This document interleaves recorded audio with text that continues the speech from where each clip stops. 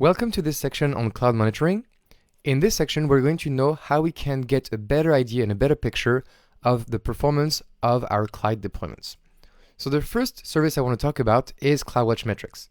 CloudWatch will provide metrics for every service in AWS, and a metric is a variable to monitor, for example, the CPU utilization or the network in.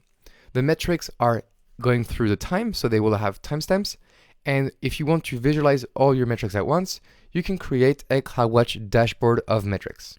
So here is an example of a very common metric for CloudWatch, which is called the billing metric. So this metric is only available in US East 1, so only in one region, and it represents the total amount you have spent on your AWS cloud. So obviously at every month end, it will reset back into zero. But as you can see, over time, that metric goes up and then we'll go back to zero. And so this month I have spent more than $100 because I am experimenting with different AWS services. So this is one metric, but obviously there are a ton more metrics we can look at. For example, for our EC2 instances, we can look at the CPU utilization, which is how much we are making the CPU work. And if it makes it work a lot, then maybe our instance is too busy and we need to scale it up or scale it out.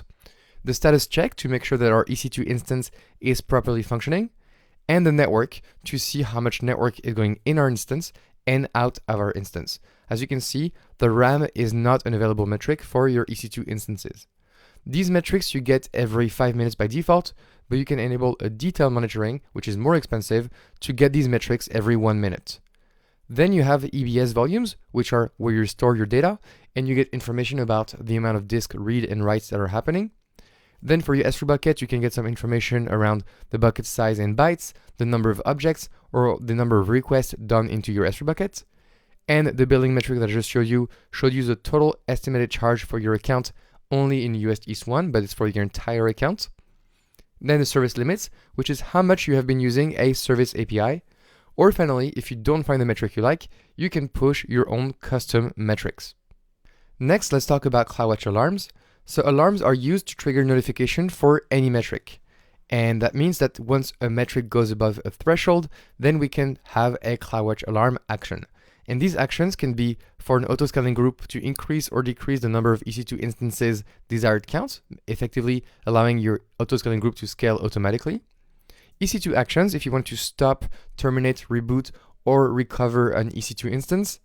And SNS notifications, if you want to send a notification into an SNS topic. For example, you're saying, okay, if my EC2 instance has a utilization of over 90%, then send us an email because we want to look at it and something is wrong. Then you get various options for creating the alarm, sampling, percentage, max, min, etc. And you can choose the period on which to evaluate an alarm. Would it be 5 minutes, 10 minutes, an hour?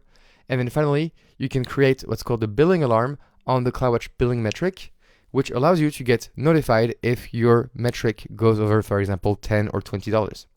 The alarm state can be an OK when everything is green, insufficient data when there's not enough data points to figure out if it should be green or bad, and then alarm when it's bad.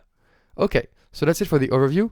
Now we'll see you in the next lecture to practice using metrics and alarms.